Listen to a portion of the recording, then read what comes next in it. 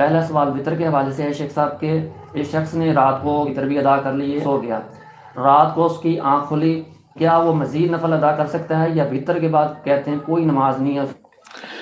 اس میں کوئی شک نہیں ہے کہ اللہ کے نبی صلی اللہ علیہ وسلم کا فرمان ہے اجعلوا آخر صلاتکم باللیل وطرا، کہ رات کی آخری نماز وطر کو بناؤ، یعنی کوشش کرو کہ جب آپ مکمل نوافل وغیرہ پڑھ چکے ہوں تو آپ سب سے آخر میں وطر پڑھیں۔ یہ اللہ کے نبی صلی اللہ علیہ وسلم کا حکم ہے اور اس کا خیال رکھنا چاہیے، اصل تو یہ ہے۔ لیکن جیسا کہ آپ فرما رہے ہیں کہ اس کا پروگرام تھا کہ اب بس اینڈ ہے اور وہ وطر پڑھ کے سو گیا ہے، رات کو آنکھ کھل گئی ہے یا کوئی مسئلہ بن گیا یا اس کا ذہن تبدیل ہوا، اب اس کا جی چاہتا ہے مزید نوافل پڑھنے کا، تو کیا کرے وہ؟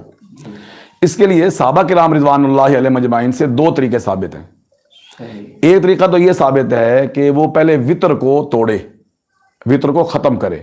وہ وطر کو ختم کیسے کرے گا؟ جفت کر کے۔ اب وطر جفت کیسے ہوگا کہ اس نے جو وطر پڑھا ہے اس کے ساتھ مزید ایک رکعت نفل کی نیت سے پڑھے، اور اس نیت میں یہ ہو کہ اس رکعت کے ساتھ اس کو ملا کر کے کیا کرنا ہے؟ جفت کر دینا ہے۔ تو جب وہ ایک رکعت پہلے پڑھے اور اس کے ساتھ وہ پہلے والے وطر کو جفت کر دے گا تو وہ وطر ختم ہو جائے گا۔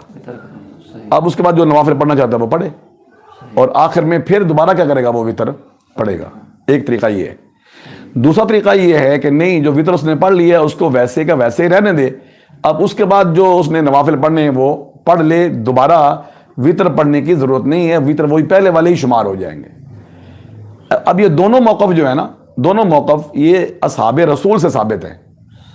ایک سیدنا ابوبکر صدیق رضی اللہ تعالیٰ عنہ سے ثابت ہے اور ایک کسی اور صحابی سے ثابت ہے، مجھے ان کا نام یاد نہیں، عبداللہ بن عمر ہیں یا کون سے ہیں، دونوں صحابہ سے یہ دونوں طریقے جو ہے وہ ثابت ہیں۔ تو ان میں سے کسی طریقے کو بھی اختیار کیا جا سکتا ہے جب کسی معاملے میں اللہ کے نبی صلی اللہ علیہ وسلم سے کوئی صریح اس طرح کی صورتحال کے لیے وضاحت موجود نہ ہو، تو اس میں ہم جو ہے صحابہ کی طرف رجوع کرتے ہیں، اور اصحاب رسول کے دو طریقے ہمارے سامنے موجود ہیں، تو اس میں سے کسی کو بھی اختیار کیا جا سکتا ہے۔ زیادہ بہتر یہ ہے کہ آپ پہلے ایک رکعت پڑھ کے اس کو جفت کر لیں تاکہ اللہ کے نبی کو اس حکم پر بھی عمل ہو جائے، جعلوا آخر صلاتکم باللیل وطرا، تو وہ بعد میں ہو سکتا ہے۔ اب کوئی اگر یہ کہے کہ ایک رکعت کیسے ہوگی، وہ ایک رکعت ایسے ہی ہوگی جیسے ایک وطر ہوتا ہے، تو وہ بھی تو ایک رکعت ہوتا ہے نا، ہاں جی، تو جس طرح وہ ایک ہو جاتی ہے اس طرح یہ بھی ایک ہو جائے گی۔ تو اس لیے ایک رکعت کے ذریعے اس کو پہلے جفت کر لے اور پھر اس کا جو پڑھنا ہے پڑھ لے، اور آخر میں جو ہے وہ وطر پڑھ لے۔ اور بعض نے کہا کہ اللہ نبی صلی اللہ علیہ وسلم سے ثابت ہے کہ آپ بسا اوقات وطر پڑھنے کے بعد 2 رکعتیں بیٹھ کر کے پڑھتے تھے، بسا اوقات، جیسے کہ حافظ ابن حجر رحمہ اللہ نے فتح الباری میں اس کی وضاحت فرمائی ہے کہ یہ آپ کا معمول نہیں تھا، بس اوقات آپ ایسا کرتے تھے۔ تو اس کو بنیاد بنا کر کے کچھ علماء کہتے ہیں کہ اگر کبھی کبھار ایسا آپ کے ساتھ ہو گیا ہے اور آپ پڑھنا چاہتے ہیں تو آپ کے اس کبھی کبھار والے عمل کو بنیاد بناتے ہوئے وطر کے بعد آپ کیا کر لیں؟ پڑھ لیں، اور دوبارہ وطر پڑھنے کی ضرورت نہیں ہے۔ لیکن یہ ذہن میں رہے کہ آپ پہلے والے وطر کو توڑے بھی نہ اور آخر میں پھر دوبارہ وطر پڑھیں، یہ درست نہیں ہے، کیونکہ ایک رات میں 2 وطر نہیں ہوتے ہیں۔ تو یا تو پہلے والے وطر کو آپ ختم کیجئے پھر آخر میں وطر پڑھیے، اور اگر پہلے والے وطر کو آپ نے جفت نہیں کیا تو پھر دوسرے وطر نہیں پڑھیں گے، پھر اسی پر اکتفا کریں۔ اللہ عالم۔ اچھا، یہ جو آپ نے عرض کی ہے کہ ابھی نبی صلی اللہ علیہ وسلم بعض اوقات جو ہے وہ 2 رکعت پڑھ لیا کرتے تھے وطر کے بعد، تو ہمارے ایک شیخ وہ فرما رہے تھے کہ یہ نبی صلی اللہ علیہ وسلم کا خاصہ تھا، کیا اس حوالے سے کوئی دلیل ملتی ہے کہ یہ نبی صلی اللہ علیہ وسلم کا خاصہ تھا یا نہیں تھا، امت کو اس کی اجازت ہے یا نہیں؟ یہ خاصے کا فیصلہ کیسے ہوگا کہ یہ خاصہ ہے نبی کریم صلی اللہ علیہ وسلم کا؟ آپ کا ایک عمل ہے، آپ نے کیا ہے، اور آپ صلی اللہ علیہ وسلم بس اوقات اس طرح کے عمل کرتے تھے گنجائش پیدا کرنے کے لیے۔ آپ نے بہت سارے عمل کیے ہیں صرف اس لیے تاکہ امت کے لیے تنگی نہ بنے، مسائل پیدا نہ ہوں۔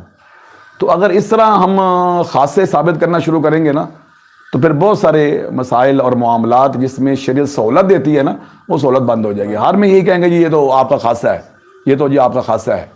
تو ہم یہ پہلو کیوں نہیں لیتے ہیں کہ اللہ کے نبی صلی اللہ علیہ وسلم نے نرمی کے لیے کہا کہ ایسا کیوں؟ جیسے کہ وہ حدیث ہے کہ آپ صلی اللہ علیہ وسلم نے بغیر کسی وجہ کے 2 نمازوں کو جمع کیا ہے، پوچھا گیا کیوں کیا ہے، تو آپ نے فرمایا کہ کہیں میری امت کے لیے تنگی نہ بنے، اس لیے میں نے کیا کیا ایسا کیا ہے۔ تو آپ صلی اللہ علیہ وسلم کا عمل جو ہے کئی دفعہ اس وجہ سے بھی ہوتا تھا تاکہ امت کے لیے سہولت اور آسانی کو پیدا کیا جائے۔ تو ہم اس چیز کو اسی زمرہ میں لیتے ہیں کہ یہ بھی اسی زمرہ میں آتا ہے کہ شریعت آپ نے اس طرح کی ہے، اشارہ کرنے کے لیے کہ کبھی ایسا ہو جائے تو کر لیا جائے تو کوئی حرج نہیں۔